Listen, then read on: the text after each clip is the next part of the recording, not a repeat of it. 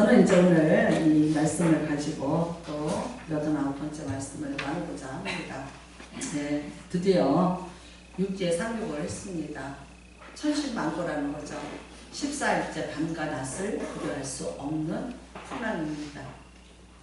이게 밤인지 이게 낮인지, 해가 없었고 별이 없었고, 그 다음에 그 출렁대는 배 안에서 살기 위해서 모든 것을 다 버렸어야 됐고 포기했어야 됐고, 그들의 꿈과 미래가, 아니 그들의 목숨들까지 다 담보가 되어 죽음의 공포 속에 있을 때 하나님이 바울에게 나타나셨고, 너를 살리기 위해서 내가 여기 있는 이 모든 사람을 다 살려서 무사히 로마까지 가게 할 것이라는 말씀을 들었고요. 그리고 이제 그렇게 죽음의 공포 속에 있던 그들에게 사도 바울은 희망의 아이콘이었고, 그 말을 선포했고 희망을 주었고, 그리고 먹을 것을 그 와중에서도 찾아서 그들의 배고픔을 10살 동이나 굶었던 그들을, 그리고 어쩌면 그 흔들리는 뱃속에서 뱃속 그 밑창까지를 다 토해내야 됐던 그 빈 줄인 창자를 채워주면서 그들을 위로했고 힘을 주었고 살려냈습니다. 그리고 270명, 6명 한 사람도 죽지 아니하리라 했습니다. 그 말대로 지금 섬에 무사히 도착을 했습니다. 물론 배는 깨졌습니다. 그러나 이제 수영을 하고 또 서로를 부둥켜 안고 배에서 떠돌아다니는 부유물을 붙잡고 그렇게 도우면서 다 멜데라는 작은 섬에 도착을 했습니다. 그리고 이제 이 섬에는 보니까 원주민이 살고 있었고요. 너무나 또 그런데 모두가 다 수영을 했기 때문에 옷이 다 물에 젖었는데, 겨울이잖아요. 추웠고 거기에다가 또 비까지 왔어요. 그런데 놀랍게도 그 사람들이 이 이방인들에 대해서 적대감을 갖지 않고 잘 받아 주었습니다. 그리고 이제 옆에 있는 모든 장작들을 주워다가 불을 피우기 시작을 하죠. 사도 바울이 또 가서 나무 한 움큼을 주워와서 그 불 속에다가 집어 던졌습니다. 근데 놀랍게도 그 속에 독사가 들어있었던 거예요. 그러니까 섬이니까 독사가 있었을 것이고, 색깔이 나무나 비슷하니까, 나무 가지 같으니까 그냥 모르고 집어넣었는데 거기에서 그 독사가 나와서 사도 바울의 손을 물었죠. 여기서 만약에 이게 독사가 아니라면 꽈리를 튼답니다. 독사는 절대 꽈리를 틀지 않는데요. 그러니까 문체로 그대로 늘어져 있었던 거죠. 이런 사건이 생겼습니다. 그랬더니 거기 살고 있던 그 원주민들이 말합니다. 이거는 분명히 신의 저주다. 네가 죽어야 될 인간이다. 왜냐하면 우리 이 섬에서는 죽을 사람에게 신이 저주를 내리는데, 그는 바로 독사가 물어서 그 독으로 인해서 죽게 하는데, 오늘 네가 그렇구나 라고 결론을 내렸습니다. 이 사람들이 내린 결론이 결코 뭐 잘못된 건 아니라고 봐요. 왜냐하면 이 사람들은 원래 관습이 그거예요. 자기들이, 원주민들이 이 작은 섬에서 살면서 그런 법을 가지고 있었고요. 그 다음에는요, 사도 바울이 지금 몰골이 어떻겠어요? 제수복을 입었어요. 뭐 옷을 갈아입을 게 없잖아요. 제수복이 입은 채로, 제수로서 착고고에 채인 채로 그 긴 쇠사슬을 덜렁거리면서 끌고 이 섬에까지 온 거죠. 물론 사도 바울뿐만 아니라 많은 죄수들이 그렇게 왔습니다.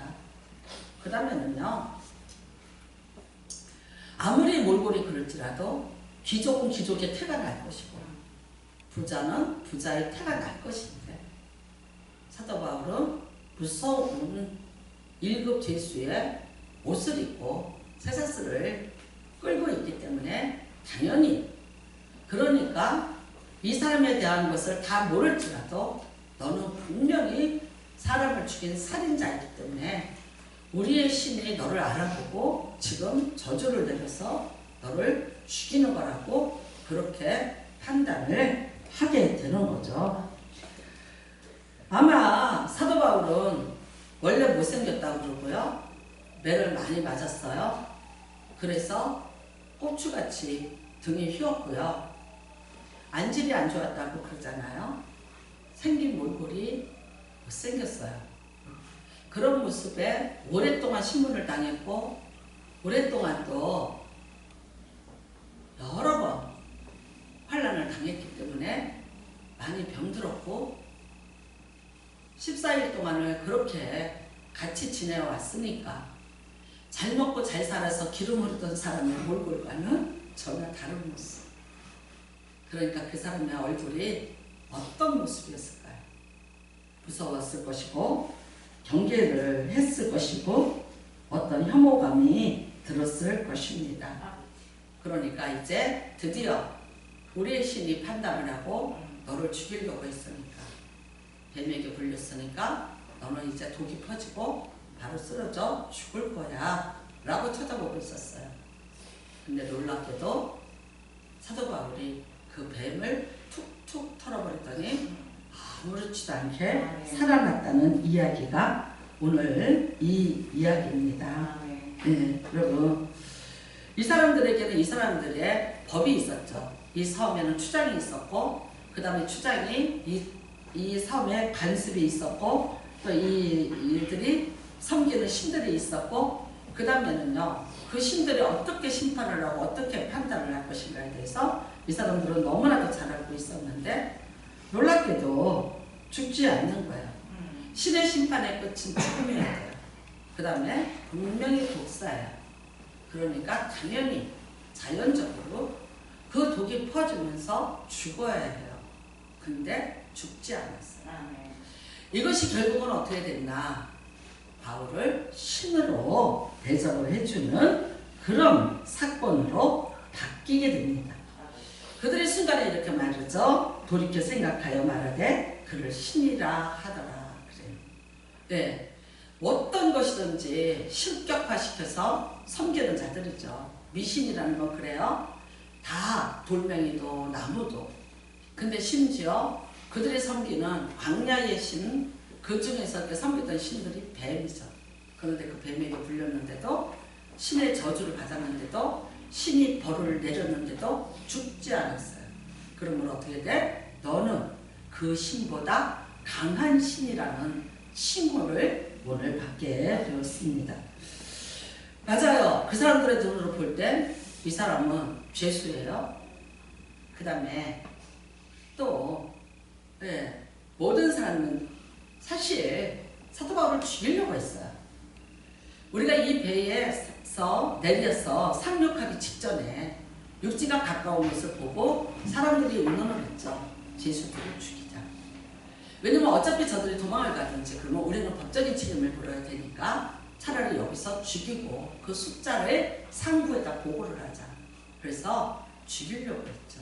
그 중에 누구도 있었어요? 사도 바울도 있었어요. 바울 때문에 희망을 얻었고 바울 때문에 밥을 먹었고 바울 때문에 살아갈 수 있다는, 살아낼 수 있다는 이야기를 들었지만 일단은 그들이 살았다고 생각하는 그 순간에 저들은 죽여도 된다고 생각을 하는 거예요. 죽이자고 했죠. 그러나 하나님은 그를 살려내셨어요. 우리는 사도행전 14장에 보면 루스드라에 갔을 때 사도 바울이 안질병을 하나 일으키죠. 그랬더니 사람들이 뭐라 그래요? 너는 신이야 그랬어요. 너는 제우스야. 너는 헤르메스야. 허메와 스스라고 그들에게 꽃다발을 가져왔고 꽃을 목에다 걸어주면서 이제부터 우리가 너희를 신으로 섬길 거야 라고 얘기했어요. 사도 바울이 거부했죠? 아니라. 나는 신이 아니라 이 일을 행하신 일은 우리 예수님이시라고 분명히 얘기했어요. 근데 어떻게 됐나요? 그런 바울과 바나바를 그들이 돌변을 해서 순간에 돌로 쳐서 죽여서 밖으로 내쫓아요. 죽은 줄 알았어요. 죽을 만큼 돌로 쳐서 죽었다고 생각하고 성 밖으로 내쳤어요. 살리는 거 봤어요. 일으키는 거 봤어요. 그 성 안에 기쁨이 있었어요. 그러나 내 마음대로 너희는 신이 돼서 우리 가운데 있어야 되고 우리에게 이런 기적을 계속 베풀어 주면서 우리를 편안하게 해주고 우리의 질병을 고쳐주고 우리를 안전하게 해줘야 돼. 근데 거부했어요. 왜? 사람이 하는 게 아니잖아.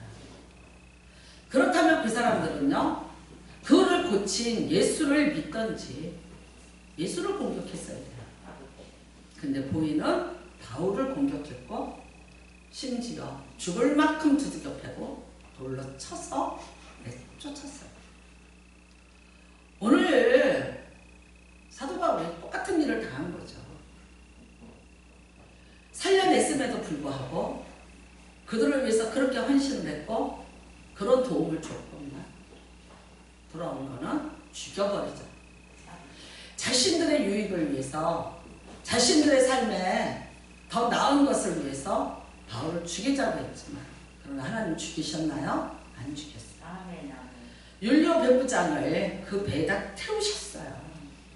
그리고 끝까지 바울을 지켜냈고 도와주고 살려냈어요.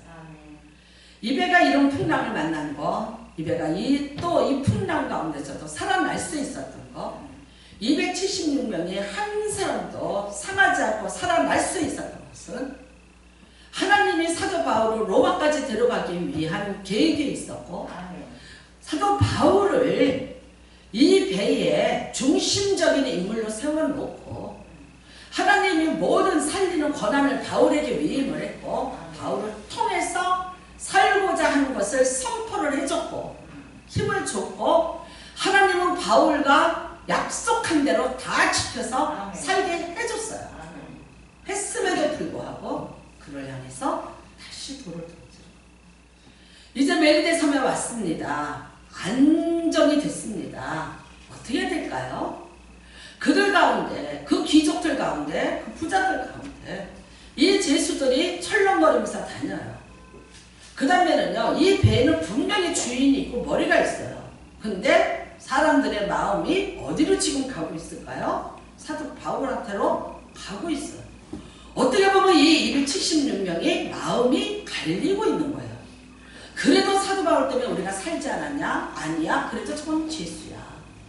무슨 죄를 짓고 왔는지 몰라. 우리가 죽일 수 있을 때 죽여야 된다는 생각. 이 멜리데 섬도 그래요. 귀족이니까 받아줄 수 있어요. 부자들이니까 배가 파산해서 왔어. 어떻게 보면 이 가난한 섬에 하나의 기회가 될 수 있어요. 그러나 이 섬에, 이 평화로운 섬에 저 죄수들은 우리가 받아줄 수 없어요. 근데 그 죄수들이 누구를 믿고 따르고 있어요? 바울을. 근데 마침 독사에 물렸어요. 참 잘된 일이에요. 그렇게 죽고 심판이 내렸고 그 다음에 그들은 쾌제를 부를 것이고 눈에 어쩌면 가시같이 어쩌면 정말 우리가 갈등의 요인이 돼버린 사도 바울이 그렇게 자연스럽게 우리가 손을 대지 않았는데도 독사의 저주로 인해서 죽었다면 그는 신이 내린 저주로 인해서 죽은 거니까 우리는 합당하게 우리는 정의롭게 우리의 근심 걱정을 덜을 수 있다는 어쩌면 쾌제를 부를 수 있어요. 이제 섬에 안전히 도착했어요. 이 사람들이 잘 영접을 해줬어요. 그 다음에는요 다시 배가 오는 동안 이 섬에서 있다가 또 이제 배가 오면 떠나면 되는 거예요. 그들에게 바울이란 존재는 그런 존재예요. 그렇지만 하나님은 어떻게 하셨어요? 아니에요. 뱀에게 물렸으나 독사에게 물렸으나 아무렇지 않게 털어버리고 살도록 해주셨어요. 너희와 다르다는 거예요. 너희가 생각하고 있는 간섭, 그 편견, 그것과 내 종 바울은 다르다는 것을 하나님 자신이 보여주셨어요. 어떻게 볼까요? 왜 하필이면 그 독사가 바울에게? 아니, 바울이 얼른 가서 나무찜을 가지고 오지 않았더라면, 다른 사람이 갖고 왔다면 다른 사람이 물렸을 거야. 그런데 바울이 그 사람들이 추우니까 쇠사슬을 끌고라도 가서 얼른 따뜻하게 이 사람들을 보호해줘야 되겠다는 생각으로 갖고 왔다가 뱀에 물렸지만, 그러나 얼마나 많은 사람들이 쑥덕거렸을까요? 맞아. 우리가 다 알지 못하지만 저 사람은 죄인이야. 여러분, 사람의 편견이라는 게 이렇게 무서운 거예요. 내 생각대로 사람을 재단한다는 게 이렇게 무서운 거예요.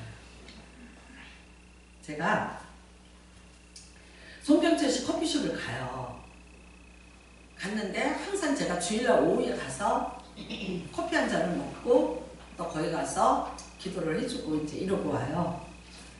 근데 제가 나올 때면 부부가 나와서 이렇게 인사를 해요.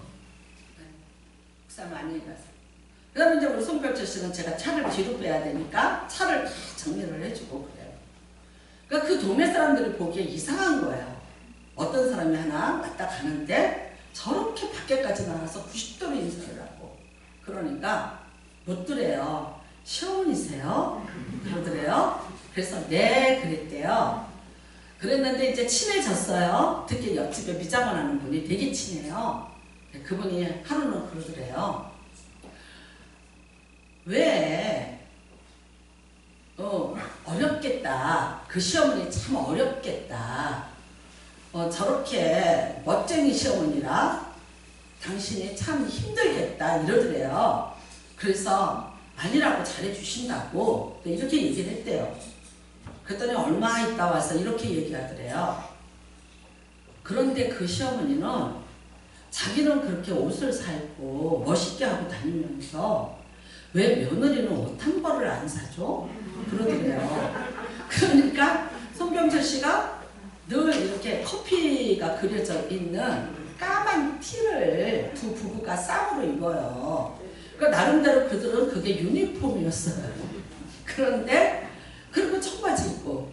근데 사람들이 보기에는 시어머니는 올 때마다 옷을 바꿔 입고 오는데 며느리는 맨날 겨울 내나 까만 티 하나에 사니까 드디어 이제 왜 그 시어머니는 며느리 옷도 좀 사주고 그러지 자기만 그렇게 옷을 사입고 다니는 거예요. 그래서 이제 어떻게 됐어요? 그 동네에서 제가 아주 못됐고 도도하고 거만한 시어머니로 돼버렸어요. 그래서 나중에 그랬대요. 아니라고 우리 목사님이라고. 내가 어저께 갔더니 성경철 씨 부인이 갑자기 머리 염색을 했어요. 그 다음에 화장을 했어요. 그리고 예쁜 브라우스를 입었어요. 근데 저는 알바가 왔구나 뒷모습을 보고 그렇게 생각을 했어요. 근데 돌이켜보니까 아니야 그 와이프예요. 웬일이야 그랬더니 목사님 내가 이거를 다 목사님을 위해서 염색도 했고 옷도 브라우스도 사 입었어요 이러는 거예요. 그러면서 이 이야기를 하는 거예요. 근데 어저께 제가 텃밭 좀 만드느냐고 그냥 진짜 10,000원짜리 바지에 10,000원짜리 티를 입고 밀짚 모자를 눌러 쓰고 거기를 갔어요. 그러니까 제가 목사인 줄도 모르고 시어머니인 줄도 몰랐죠. 근데 그분이 왔어요. 이제 와서 이렇게 했는데 우리 목사님이셔요. 인사하세요. 그랬어요. 기절하는 거예요. 목사님이세요? 그래요. 그래서 제가 밀짚 모자를 벗고 화장도 안 한 얼굴에 이렇게 얘기하면서 저 못된 시어머니라 그러셨다며. 그랬더니 어머 죄송해요. 자기는 이랬대요. 드디어 시어머니가 며느리 옷을 사입혔구나 이렇게 생각을 했다는 거예요. 그래서 이제 웃으면서 얘기를 했어요. 내가 그 얘기를 하면서 그래요. 참 사람의 편견이라는 게 이렇게 무섭고 이렇게 그쵸? 어느 동네에선가 제가 죄도 없이 네, 며느리 옷도 한 번 안 사주는 못된 시어머니가 되어버렸어요. 참 여러분, 사도 바울의 겉모습만 보면 그렇죠. 그 모습에 뭐가 어떤 게 하나님이 함께 하신다는 표적이 있었겠어요. 하나님이 함께한다, 신이 함께한다. 그들처럼 추장처럼 높은 깃털이 달린 모자를 써야 되고 위험 있는 옷을 입었어야 되고 어떤 지팡이라도 들면서 모든 원주민들과 다른 모습으로 위험을 갖춰서 그들 가운데 있는, 그래서 그 추장을 통해서 신이 역사하는 것을 보여주면서 그런 위험으로 이 섬에서 존재했죠. 근데 그렇게 몰골을 엉망인 제수의 복을 입고 쇠사슬을 질질 끌고 온 그 사람이 하나님이 독사에 물릴지라도 죽이지 않는 하나님이 함께한다는 것을 어떻게 알았겠어요? 몰랐으니까 당연히 너는 이제 죽었다.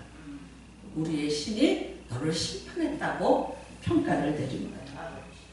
여러분, 우리가 민수기 16장을 보면 이런 이야기가 있어요. 너무 지쳤어요. 이 사람들이. 자, 1년이면 간다고 분명히 얘기했어요. 근데 1년이 아니에요. 이미 2년이란 신의 산 밑에서 이미 2년이라는 세월을 지나갔어요.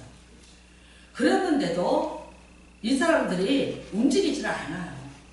분명히 젖과 꿀이 흐르는 땅이 있다 해서 나왔는데 젖과 꿀이 흐르는 땅이 아니라 점점 광야만 보여요. 힘들어요. 물론 여러분, 메추라기가 왔고 만나가 쏟아졌고 생수에서 물이 나는 기적은 봤어요. 그런데 그게 다가 아니에요. 땅을 준다 그랬잖아. 포도원을 준다 그랬잖아. 그 땅에 젖과 꿀이 흐른다 그랬잖아. 우리의 기업이 있다고 했잖아. 근데 왜 안 줘? 왜 빨리 안 움직여? 그러니까 누구를 원망해요? 모세를 원망하는 거예요. 모세가 아니에요. 자기들을 인도하고 가는 분은 하나님이세요. 그리고 하나님의 어떤 계획 속에서 가고 있는 중이에요. 그걸 다 몰랐어요. 인간의 조급함이에요. 내가 원하는 것을 주지 않는 것에 대한 원망과 불평. 결국은 뭐라고 얘기해요? 왜 우리를 이 긴 방황, 왜 우리를 약속대로 젖과 꿀이 흐르는 땅으로 데려가지 않는가? 왜 우리에게 포도원을 주지 않는가? 내가 이 사람들의 눈을 빼려는 거야. 너의 분수가 지난 시도다.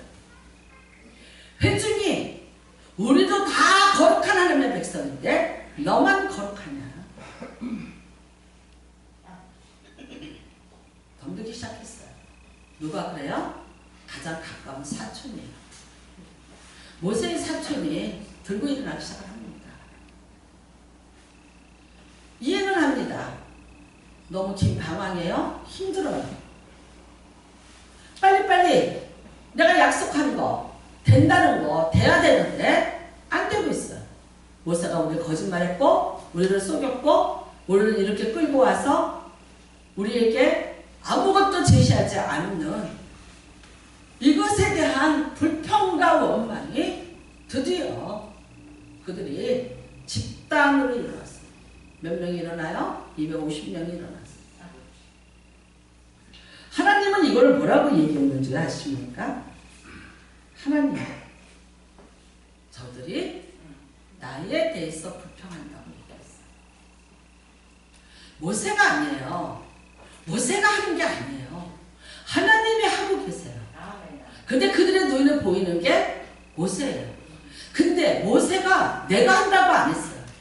하나님이 하신다고 했고 하나님이 우리를 끌고 갈 거라고 했고 하나님이 우리를 인도하신다고 분명히 얘기했어요. 하나님 잊어버렸어요.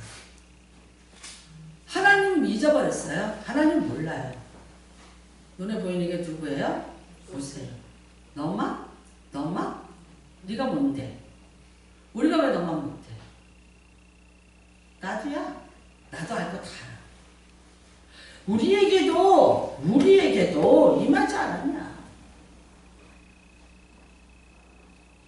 하나님, 좋다. 250개 불에다가 향 넣어서 가져와. 내가 말해줄게. 어떻게 됐나요? 하나님이 직접 하셨어요. 그 결과는 여러분들이 민수기 16장에 읽으세요. 나는 또 내가 얘기하면 여러분 저주했다고 해. 성경에 있는 거예요. 내 말이 아니에요.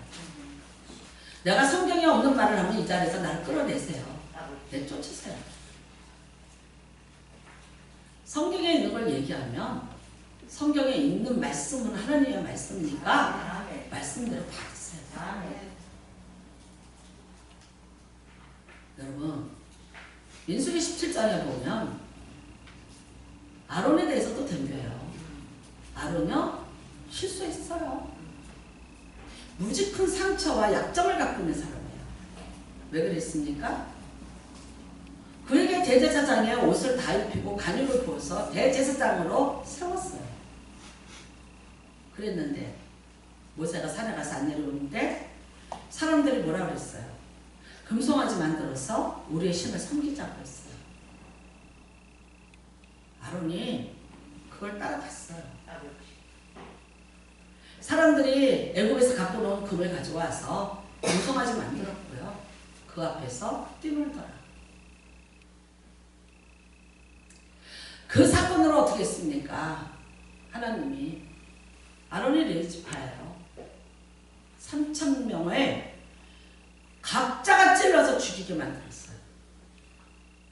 서로가 찔러서 각자가 찔러서 죽게 만들었어요.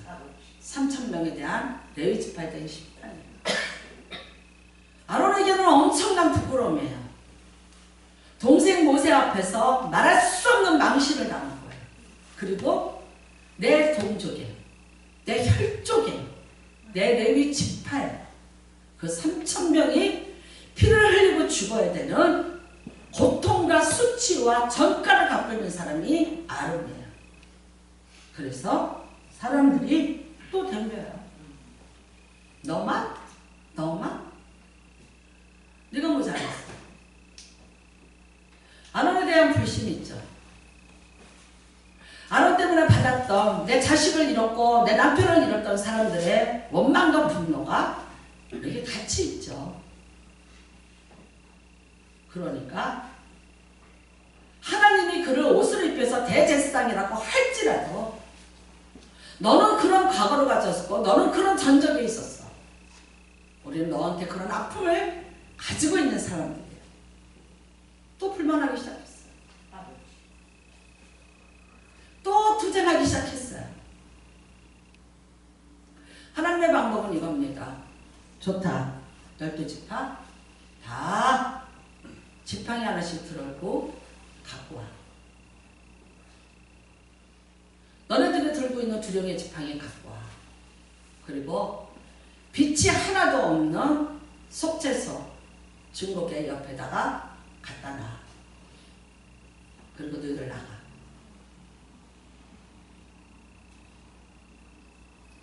지팡이라는 것은 이미 죽은 지 오래된 지팡이에요. 오래돼서 죽어서 나무가 말라 비틀어져서 더 이상 생명의 가치가 없을 때 그것을 다듬어서 두령들이 권위로 들고 다녔던 지팡이입니다. 12명의 두령이 다 그것을 들고 다니면서 나도 두령이야. 나도 지팡이에 있어. 나도 우리 종족의 머리야. 갖다 놨어요. 햇빛 하나 안 들어오는 그 속죄소에서 하룻밤이 지났어요. 그 다음날 아침에 12지팡이 다 들고 나와. 들고 나왔어요. 놀라운 일이 벌어졌어요. 아론의 지팡이는 그 밤에 햇빛 하나 없는 그 밤에 그 죽은 나무에서 몸이 돋았고 잎이 나왔고 꽃이 피었는데 열매까지 맺었어요. 그것이 살구 열매예요. 여러분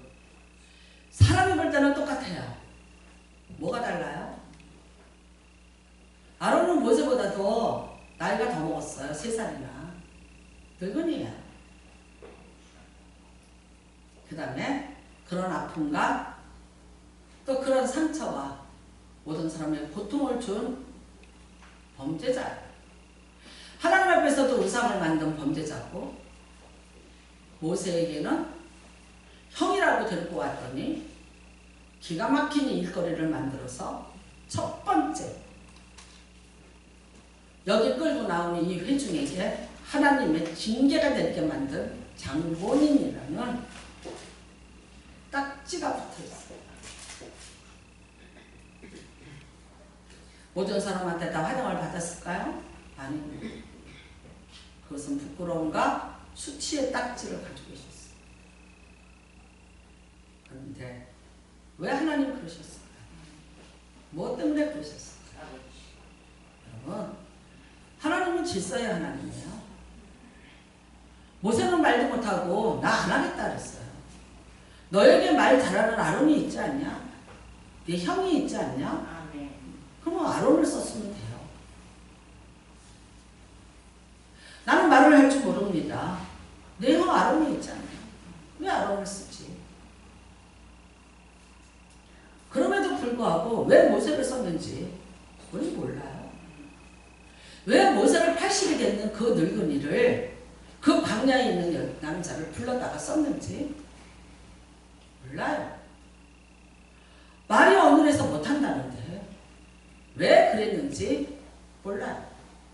아론이 얼마나 말을 잘했으면 그 사람들을 그렇게 설득을 해서 하루아침에 금송아지를 만들었고 그 사람들을 뛰게 만들었어요.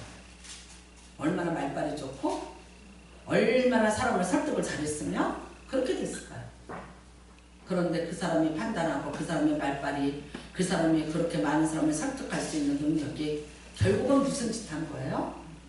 네. 하나님 앞에 하나님이 원하지 않고 하지 말아야 됐을 일을 하는데 그 좋은 도구들을 쓰고 말았어요. 그러함에도 불구하고 하나님은 아론과 끝까지 갑니다.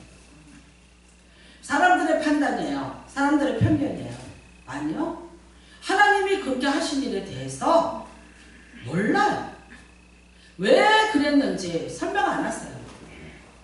그런데 자신이 결정했고 자신이 정해서 자신이 그 권위를 주었고 그 권위를 하나님 자신이 보증하고 있는 거예요. 너희 지팡이들 다 갖고 돌아가. 대신 아론의 쌍난 지팡이는 영영히 내 증거계 옆에다 두어. 그래서 우리는 그 증거계에 만나하기와 모세가 산에서 받아온 십계명 돌비와 이 아론의 쌍난 지팡이가 있다고 봅니다. 여러분, 사람이 우리가 보는 대로, 여러분이 생각하는 대로,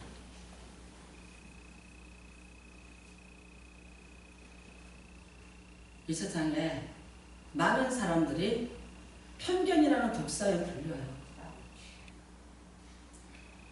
내 생각이 옳고 내가 맞고 내가 하는 게 옳아요. 근데 날 안 따라요.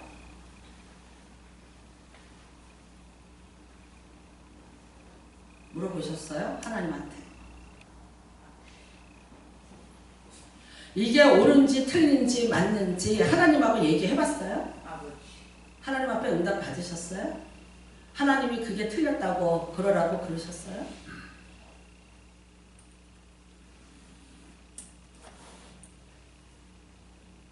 목사가 음란죄를 져요. 당장 쫓아내세요. 제가 만약에 어디 가서 음란을 했다거나 제가 어디 가서 바람을 폈다면 여기서 지금 여러분들이 다 일어나서 저 모가지 끌고 내려가서 쫓으세요.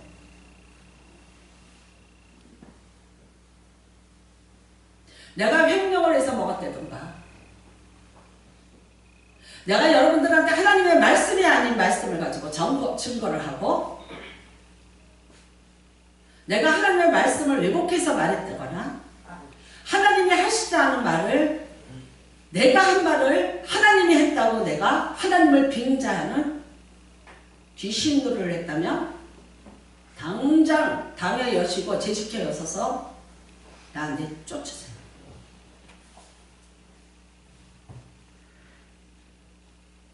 그러나 여러분 한 사람 한 사람의 편견으로 나를 평가하지는 말아주세요. 받고 싶지 않아요.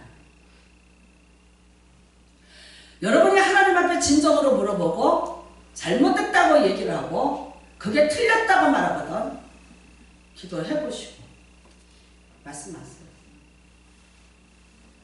저는 옳지 않아요. 저는 완전하지 않아요. 저는 하나님 앞에 죄인 중에 기수예요. 너무 많이 부족한 사람이에요. 그러나 혹시나 진정으로 나를 사랑해서 눈물로 여러분이 기도를 하신다면 하나님의 여러분의 기도를 들으시고 저를 고치든지 죽이든지 하실 거예요. 나는 여러분이 하나님 앞에 귀하게 쓰임받는 도구가 되길 바래요. 작은 교회에 목사님이 집사님하고 연애를 시작을 했어요. 근데 이걸 누가 봤냐? 그 교회 노 권사님이 보셨어요.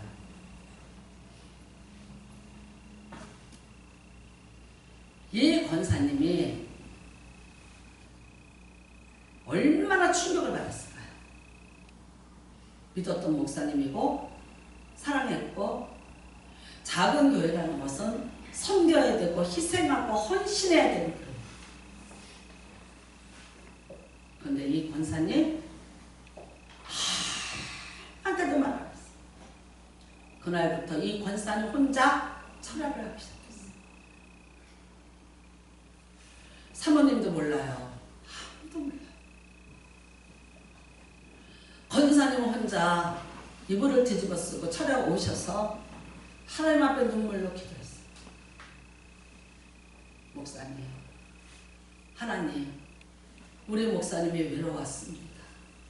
우리 목사님이 너무 힘들었습니다. 하나님, 우리 목사님 죄를 사해 주시오.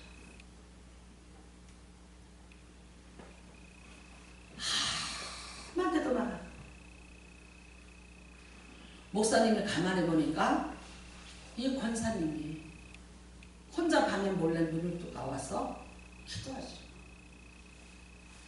누가 들을까봐 이불을 쓰고 속으로 울면서 기도를 하시오. 한 달이 지나고 두 달이 지나고 목사님이 그 기도들을 들었어요. 어떻게 됐을까요? 그 목사님 철저하게 회개하시고 철저하게 회개하시고 악에서 돌이켰어요.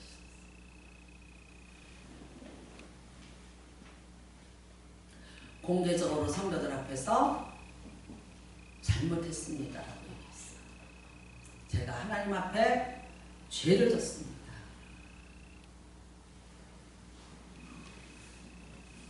여러분이 저를 용서한다면 여러분이 무슨 죄인지 다른 사람 이 이야기가 그 목사님 입에서 나옵니다.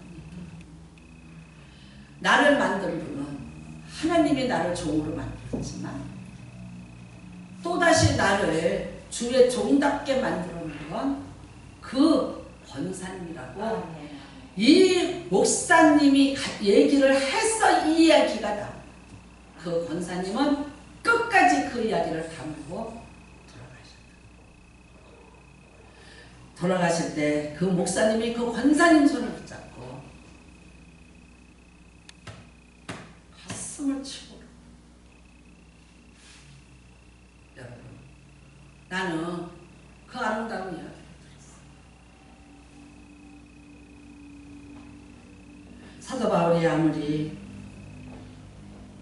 죄수의 몸이고 몰골이 우스울지라도 하나님은 그를 쓰시겠다고 거기 두신 거예요.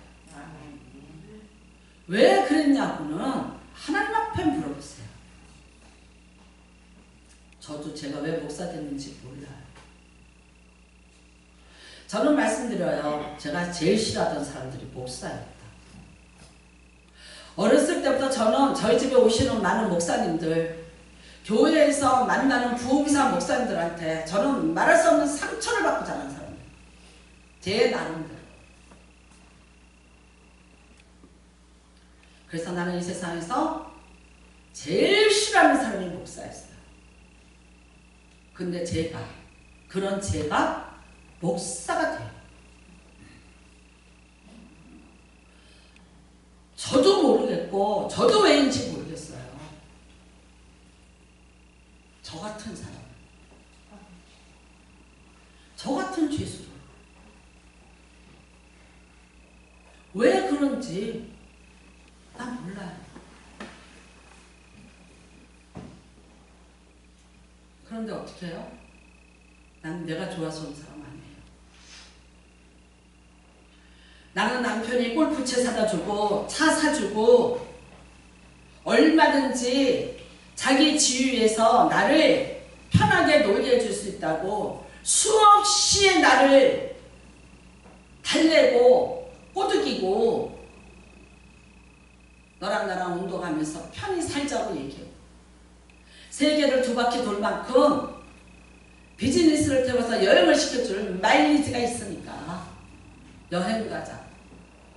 수없이. 그런데 어떻게 오겠어요? 하나님이 내 목 끌어갖고 온 거야.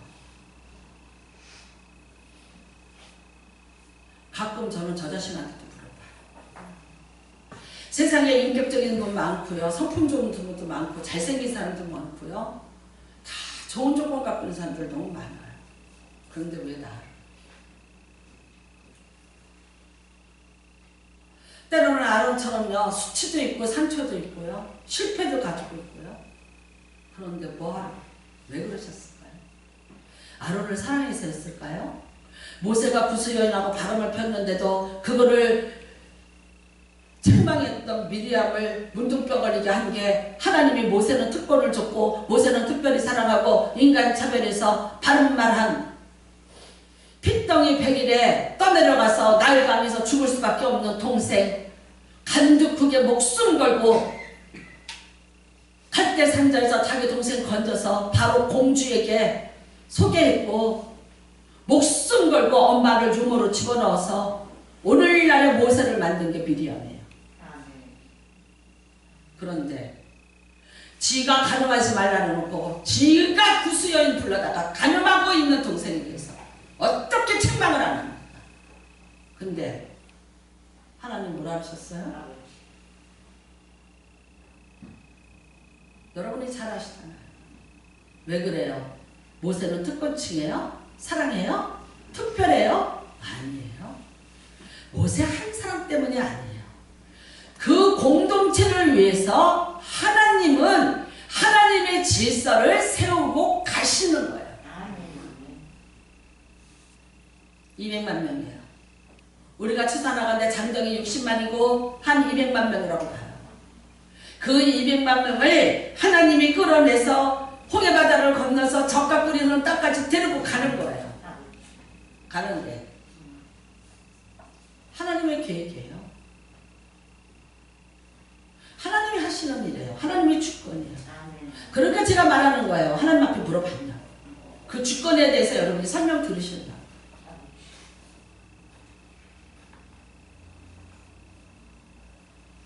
수많은 사람들의 편견의 독사에 물려 죽어요. 무슨 독을 마실지라도 해를 받지 않냐. 해를 받지 마십시오.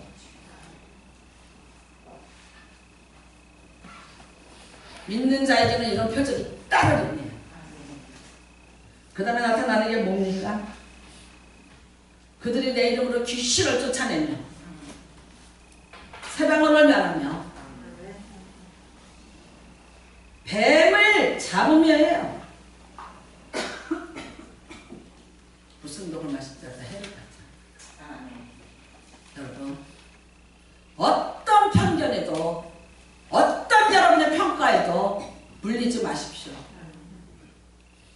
그리고 해결받지 마십시오. 하나님이 하실 말씀이 있으면 여러분에게 하실 거예요. 그때는 100% 수복하고 엎드리세요. 살아나셔야 되잖아요. 하지만 사람의 자기 편견에 옳고 그름을 따질 때 말려들어가지 마세요. 그게 옳은지 그른지 때로는 하나님이 사람을 통해서 얘기하시는데 그게 옳은지 그른지는 여러분 자신의 하나님 앞에 물어보시고 내가 회개를 해야 될 건지 내가 이것에 해를 받지 않을 건지를 결정을 하시기를 바랍니다. 원하기는 여러분 자신이 하나님 대신하지 마세요. 잘못했어요? 하나님이 하실 거예요. 죽이든지 살리든지 주인이 하실 거예요. 모세에게 가장 큰 벌은 뭐예요? 적과 꿀이는 땅 바라만 보고 넌 들어가지 마. 나로 하여금 건너가게 하소서. 40년을 목숨을 걸고 내가 여기까지 왔어요. 나로 하여금 저 땅으로 약속의 땅으로 내 조상의 땅으로 건너가게 하소서. 내가 첫 땅을 포기하소서. 못 들어가. 여기서 보고 죽어. 내 죽음조차 내가 공개하지 않을 거야. 더 무서운 벌이 기다리고 있어요. 내가 비방 몇 마디 하고 내가 그거 갖고 몇 마디 하는 게 문제가 아니라 잘잘못에 대해서는 하나님이 더 무서운 심판을 준비하고 계시다고요. 맡기세요. 나는 여러분 이스라엘서를 보면 이스라엘 나라는 친나라들이 있어요. 대표적인 게 바벨론, 아수르, 암몬, 모압, 에돔이에요. 왜 그들을 하나님이 치실까? 잘못했어요. 이스라엘이 잘못했어요. 근데 하나님이 하실 일이에요. 근데 그들이 막대기도 못했어요. 자, 그러면 이렇습니다. 막대기 노릇하는 사람들 억울하잖아. 막대기 노릇을 했는데 하나님이 막대기로 너 요만큼만 해 그랬어요. 너 한 대만 쳐 그랬어요. 근데 몇 대 때려요? 죽일 만큼 지 욕심대로 했어요. 거기에 대한 하나님의 징계예요. 그 징계가 뭐예요? 없애버렸어요. 나라들을 없애버려서 지구상에서 멸절을 시켜서 다시는 일어나지 못하게 했어요. 막대기로 쓰임 받는 게 옳다고 생각하세요? 제가 많이 그랬어요. 많이 똑똑하지 마시라. 다른 사람을 향해서 하는 거는 판단이에요. 나를 향해서 하는 거는 분별이에요. 남 판단할 시간 없어요. 두 가지예요. 나를 볼 줄 아는 사람은 남 판단 안 해요. 쉬운 판단 안 해요. 자기를 볼 줄 몰라요. 자기에 대해서 분별력을 갖지 못하니까 다른 사람을 향해서 판단하고 정죄하는 것이 습관화가 되었고 어쩌면 하나님이 하시라 했는데 그 선을 지키지 못하고 그 도를 넘어서 선을 넘었도다. 그리고 마치 승리자처럼 그것을 공동체에 독처럼 쌓아올리며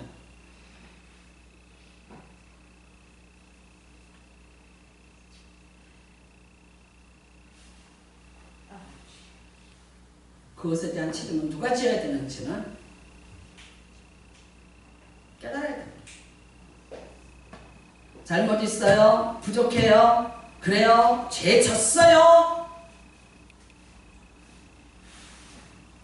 판단해서 벌과 죄를 내리신 분 하나님입니다. 하나님은 여러분 코가 길대요. 오래 참으세요. 생각해보세요. 다른 사람에 대해서 오래 참은 거 분하세요? 나한테 대해서 얼마큼 오래 참으셨나 생각해보세요. 하나님이 나한테 대해서 얼마큼 오래 참아줘서 내가 지금 하나님 앞에 있는가, 그거 보실 줄 아셔야 되는 거 아니에요? 내가 죽어도 1000번을 죽어도 마땅한 죄인인데 안 죽이시고 나를 버리지 아니하시고, 그러함에도 불구하고 다시 나를 불러다가 지금도 너는 내 백성이고 내 자식이라고 그렇게 사랑하시는 하나님의 은혜 앞에 우리가 있지 않습니까? 아멘.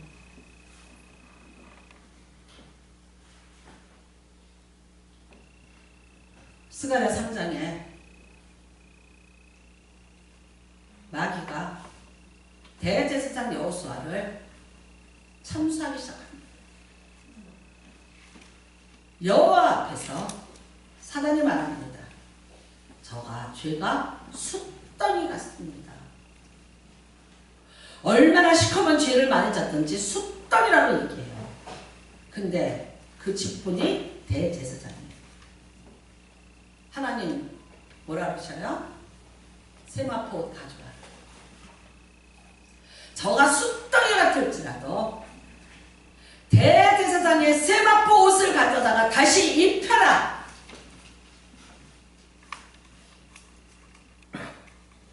그 수치를 가려주셨어요. 여호수아가 입어서? 대제사장 여호수아가 옳아서? 아니요. 사단이 본 눈이 정확할 수 있어요. 사단은, 여러분, 사단이라는 이름은요, 정죄하다예요. 고발하다, 고소하다. 이게 사단이라는 이름의 뜻이에요. 그러니까 고소하고 고발하고 정죄하기 위해서 약점들을 찾아냈어요. 눈을 부라리고 찾으니까 얼마큼 많았던지 숫덩이에요. 하나님은 사단에게 그 죄가 뭐고 제목이 뭐냐고 묻지 않으셨어요. 내가 세운 대제사장이에요. 자기 이름을 걸고 자기 이름의 영광을 위해서 그 대제사장에게 옷을 입히면서 물러가라. 내가 세운 대제사장이라고 말씀하셨어요. 하나님이 하신 일을 억울하세요? 되게 억울하세요? 여호수아 때문에 그런 게 아니에요. 이스라엘이라는 공동체를 위해서 하나님이 하시는 일이에요. 그래서 참으시는 거예요. 그래서 견디시는 거예요. 그 다음에는요, 그 대제사장에 대한 잘못에 대한 것은 공의로운 하나님이 알아서 심판하셨을 거예요. 심판은 하나님일 거예요.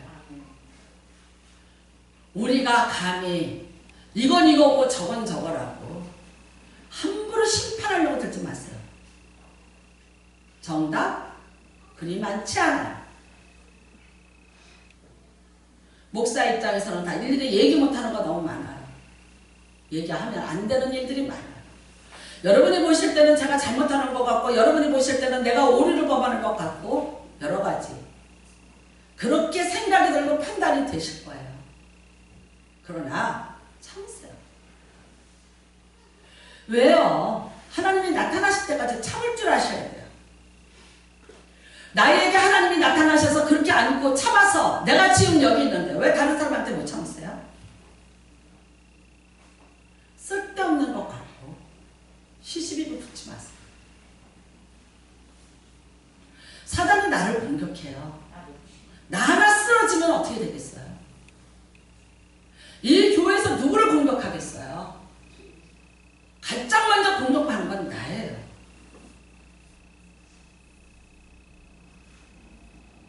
여러분이 거기에 말려 들어가지 말라는 거예요. 내가 죄를 졌으면 하나님이 날 칠 거예요. 바람을 폈는데 유예기간 줬어요. 근데 회개하지 않았어요. 드러나게 하셔요. 만천하에 드러나게 해서 만천하에 다 수치로 여러분이 갖는 것보다 더 무서운 벌로 갚으셔요. 복수 네가 하지 마. 너 다쳐. 복수는 내 것이야. 내가 할게. 분명히 하는 말씀. 지혜로운 분들이 되시기를 주님의 이름으로 축복합니다. 사도 바울이 뱀에 물렸으니까 이제 죽었죠? 잘됐다. 맞아. 넌 살인자였구나. 그래서 독사에 물렸어. 넌 서서히 죽어. 아니, 독이 퍼져도 하나님이 살려요. 그 자리에서. 왜? 276명 신학교에 입학했어요. 지금 멜리데 신학교에. 사도 바울을 그렇게 해놔야 276명이 사도 바울 앞에서 예수 그리스도에 대한 말씀을 들어요. 그 276명이 사도 바울과 같이 여행 떠납니다. 로마에 같이 도착합니다. 부자들입니다. 귀족입니다. 사도 바울이 2년 동안 사형당하지 않고 사도 바울이 복음을 전하는데 그 많은 사람이 없더라. 누구 때문에 그 많은 사람이 없어요? 예수가 그 사람들이 돈을 내서 사도 바울을 돌봐줬어요. 여러분, 그 276명이 사도 바울의 항소를 해줬고요. 얼마나 돈을 많이, 그때 타락을 해서 돈만 주면 얼마나 돈을 많이 썼으면 사도 바울에게 복음을 증거하는 것을 그만할 자가 없더라요. 그 사람들이 결국 어떻게 됩니까? 이후에 로마를 기독교 국가로 만드는 초대 교인들이 되는 거예요. 이 신묘막측한 하나님의 계획을 안 하고요. 그래서 뱀에 물리게 한 거예요. 그래서 뱀에 물리게 한 거예요. 물렸다가 살아나서 일단은 멜리데 섬에서 해를 받지 않고 270명을 보호해주는 신격화가 된 바울이 돼야 되는 거예요. 하나님의 계획 다 아세요? 여러분 다 아세요? 그렇게 다 아세요? 그렇게 다 알아서 그렇게 빨리 판단 내리세요?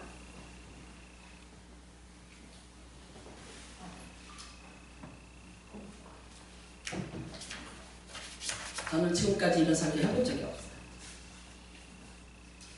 24년 동안 저는 이 교회에서 목회하면서 이런 설교 해본 적이 없어요. 할 필요가 없었어요.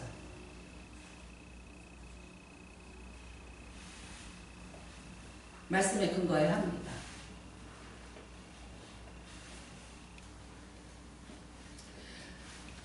박장로 아픕니다. 저는 이미 제가 예배 시간에 한번 다 자세히 광고했어요. 개인적인 전화 못 받습니다. 100통씩 와요. 내가 다 어떻게 막 일일이 얘기해요. 지금 저희 지방에서 제가 아는 분들이, 저희 동기들이, 심지어 선교사님들이 기도하고 있어요. 일일이 답할 수도 없고요. 전화 못 받습니다. 그리고 제가 사실 목이 금요일날 돌아왔습니다. 그리고 여러분이 금요일날 그렇게 기도를 뜨겁게 해주시고 남아서 또 해주시고 놀라운 기적이 일어났습니다. 금요일날 새벽에 먹을 거를 달라 했고요. 밥 한 그릇 다 먹습니다. 오늘도 밥 한 그릇 다 먹었고요. 나는 살아계신 하나님 믿습니다. 물론 놀랐습니다. 여태까지 그 놀람은 제 인생에 32살 때도 있었고요. 나를 그렇게 만드신 분은, 그러므로 나는 내가 믿음의 훈련을 받고 내가 이만큼 성장한 것은 고난이라는 걸 통해서 나타나는 하나님을 내가 봤기 때문에 내가 믿게 되고요. 나는 그래서 불태지는 믿음을 갖고 있고요. 내가 어떤 상황에서도 예배를 포기하지 않는 것은 그렇게 내게 임하신 하나님에 대한 나는 절대적인 신뢰를 가지고 있기 때문에 내가 그 신앙으로 나가요. 여러분이 볼 때는 아줌마가, 아니 할머니가 70이 된 여자가 뭘 하겠냐고 하시는지 모르지만 나는 지금까지 하나님이 나를 남다르게 훈련시킨 건 내 팔자가 세서가 아니에요.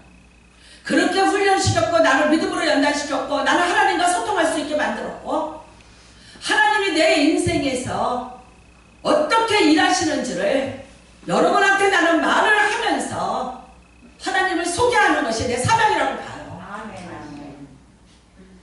나는 또 하나, 내 얼마 남지 않은 기간에 또 하나의 내가 만난 하나님을 증언하는 증언자가 되기를 바라요. 그리고 우리 하나님 나는 그렇게 하실 줄로 믿어요. 살아계세요. 언제는 의사가 산다 그랬나요? 언제는 의사가 괜찮다 그랬나요? 갑작스러운 일이에요. 그렇지만 나는 내 하나님입니다. 그리고 함께 기도해 주시는 여러분의 기도가 이미 역사는 일어나고 있고 움직이고 있어요.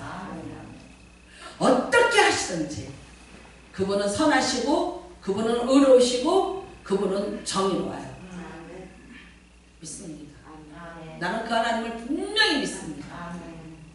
나는 하나님 다음으로 나를 사랑하는 사람이 우리 남편입니다. 나는 내 인생에 내 남편에 대한 사랑은 뭐로 말할 수 없어요. 무너졌어요. 많이 힘들었어요. 그 남편이 저한테는 산이고 저한테는 하나님 다음이에요. 근데 너무 많이 힘들어요.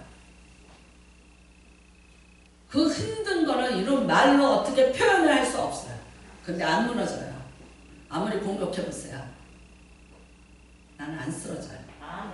왜요? 우리 하나님이 계세요. 그 다음에 나를 위해서 함께 기도해주는 여러분들이 계세요. 수많은 사람들이 나를 이렇게 위해서 기도해주는 사람이 많은 줄 몰랐어요. 100통씩 와요.